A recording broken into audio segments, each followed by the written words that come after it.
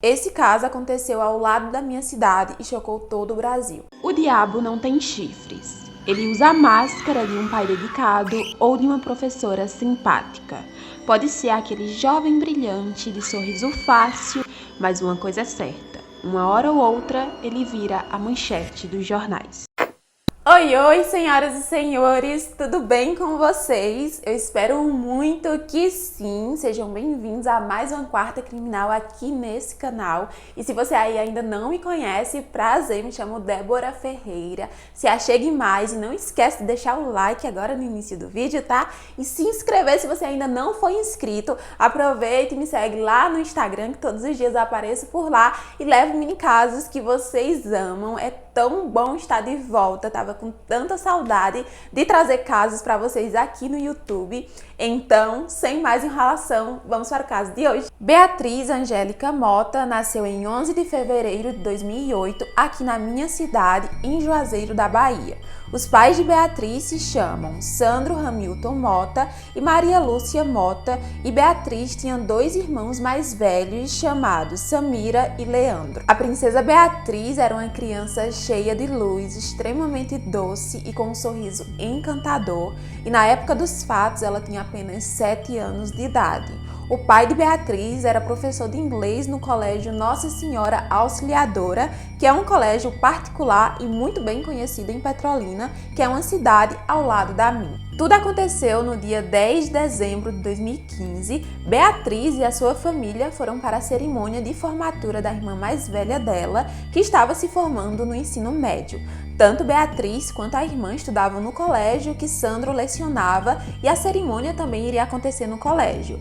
Esse evento se chama Aula da Saudade e teve a presença de aproximadamente 2.500 pessoas. Todo mundo estava feliz, as crianças brincavam com os seus amiguinhos e os pais celebravam mais um passo na vida dos seus filhos. Então, depois de algum tempo, brincando com as outras crianças, Beatriz disse à mãe que estava com sede e pediu para tomar água. O bebedouro ficava embaixo da quadra onde o evento estava acontecendo, e como todo mundo estava familiarizado com o local e acreditando que estivessem seguros, Lucinha permitiu que a filha fosse até lá. Porém, depois de algum tempo, Lucinha e Sandro começaram a notar que Beatriz ainda não tinha voltado, e foi aí que o pai dela subiu no palco e começou a chamar a filha pelo microfone.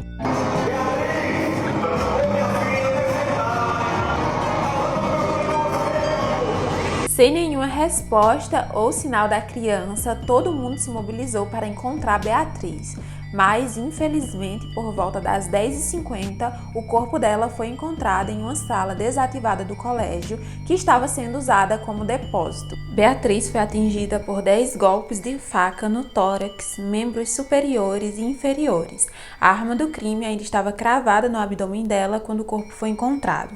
No cabo da faca foram encontrados traços de DNA e uma digital palmar. Esse crime chocou toda a população e era quase impossível acreditar que alguém fosse capaz de tamanha atrocidade. Inicialmente, os investigadores trabalharam com duas hipóteses. A primeira, que poderia ser um tipo de vingança contra a família da criança, e a segunda, que poderia ser um possível ritual de magia negra, já que o crime aconteceu em um colégio católico. O primeiro delegado que trabalhou no caso em 2016 não descartou a possibilidade da participação de várias pessoas. Em 2016, foi divulgado o retrato falado de um homem que foi visto próximo ao bebedouro e que estava usando uma camisa verde. Segundo as pessoas que o descreveram, ele estava muito agitado e já tinha tentado parar outras duas crianças naquela noite. As investigações apontaram que o local onde o crime aconteceu não é onde Beatriz foi encontrada. O laudo da perícia apontou que Beatriz foi morta em outro local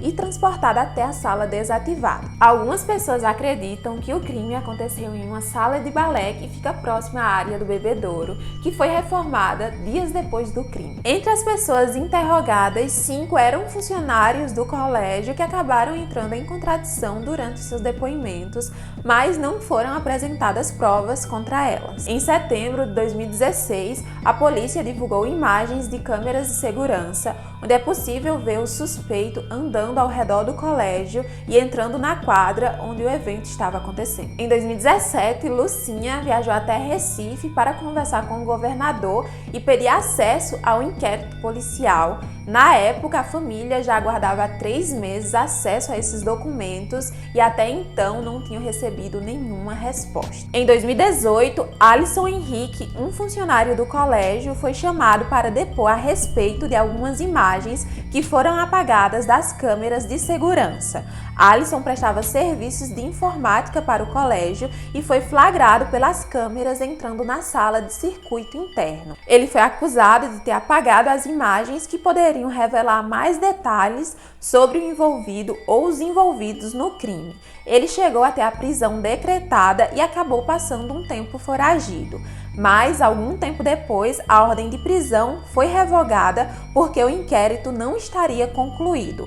Outro detalhe interessante é que 10 dias antes do crime, um molho de chaves sumiu e 3 dessas chaves davam acesso a todas as rotas de entrada e saída do colégio. Em 2019, 4 anos após o crime, sem nenhuma evolução nas investigações e acreditando que agentes da polícia estivessem tentando atrapalhar as investigações, os pais de Beatriz decidiram começar uma investigação paralela da polícia e pediram a federalização das investigações. O caso ficou conhecido em todo o país e com a alta divulgação do retrato falado e das imagens das câmeras de segurança, em 2020, uma denúncia anônima revelou que o suspeito do crime poderia estar no Piauí.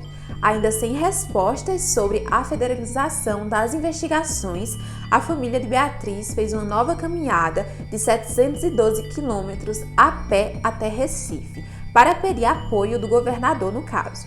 No dia 28 de dezembro de 2021, o governador Paulo Câmara anunciou a demissão de um dos peritos do caso por estar prestando serviços particulares ao Colégio Nossa Senhora Auxiliadora. Segundo a família da pequena Beatriz, o colégio foi extremamente negligente, pois na noite do crime não tinha segurança na portaria, sendo possível qualquer um entrar, como foi o que aconteceu. Durante as investigações paralelas realizadas pela família de Beatriz, foram descobertas diversas irregularidades dentro do inquérito, como sabotagem das imagens das câmeras da escola, perícias inconclusas ou sob suspeita, outras não realizadas, interferência política, corrupção de agentes públicos e muitas outras coisas. 6 anos após o crime, em janeiro de 2022, foi realizado um laudo pericial. A Polícia Científica de Pernambuco identificou através de exames de DNA no cabo da arma deixado no local do crime que Marcelo da Silva, de 40 anos,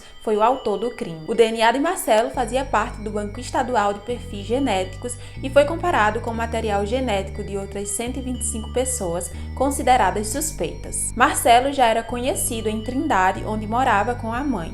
Ele costumava viajar entre Trindade e Petrolina, onde cometia diversos roubos. Em 2015, Marcelo tinha acabado de cumprir pena por roubo em Petrolina e, segundo o advogado de defesa dele da época, Marcelo estava na cidade de Petrolina quando tirou a vida de Beatriz e logo depois voltou para Trindade. Marcelo da Silva só voltou a ser preso em 2017, depois de estuprar uma criança de 9 anos que morava na rua dele. De acordo com a polícia, a menina tinha saído para comprar pães às 8 horas da manhã, quando foi sequestrada, obrigada a ingerir álcool e medicamentos e depois foi estuprada e espancada por Marcelo. Após o desaparecimento, familiares, vizinhos e demais moradores da cidade iniciaram uma busca na tentativa de encontrar a menina.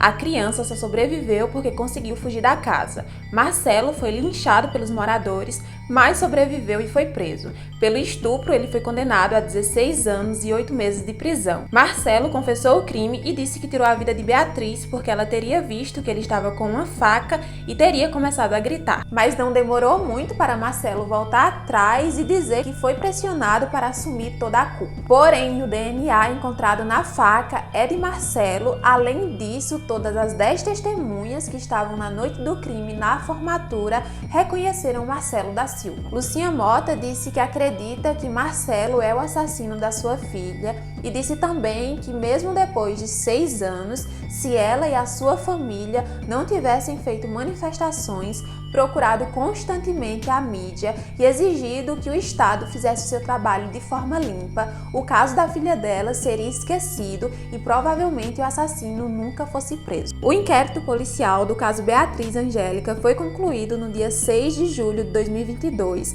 Marcelo da Silva foi indiciado por homicídio qualificado e, além dele, outras 3 pessoas também foram indiciadas por falso testemunho e obstrução da justiça. Essas outras 3 pessoas eram funcionários do colégio na época do crime. O Ministério Público de Pernambuco analisou o inquérito policial concluído e no mês passado, no dia 1 de setembro de 2022, Marcelo da Silva foi denunciado por homicídio triplamente qualificado e teve a prisão preventiva decretada. A data do julgamento dele ainda não foi divulgada, mas estarei atenta às novas informações e atualizo vocês. Enquanto isso, não podemos deixar de falar e divulgar esse caso para que o Estado seja o mais rápido possível, porque ele já demorou demais. Beatriz e a sua família merecem justiça e descanso. Então, gente, esse foi o caso de hoje. Como eu falei para vocês, é um caso que chocou todo o Brasil. Imagina só a nossa região aqui de Juazeiro e Petrolina, que conhecemos onde tudo aconteceu, passamos a conhecer Beatriz, a sua família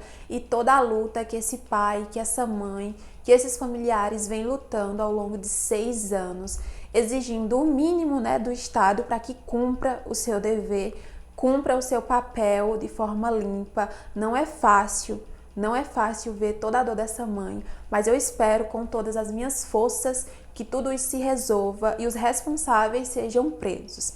Enfim, gente, deixa aqui um comentário, me diz se você conhecia o caso, o que você achou. Não esquece de deixar o like, tá? Se inscrever se você ainda não foi inscrito. E é isso, espero vocês no próximo vídeo. Se cuidem, não falem com estranhos e até mais!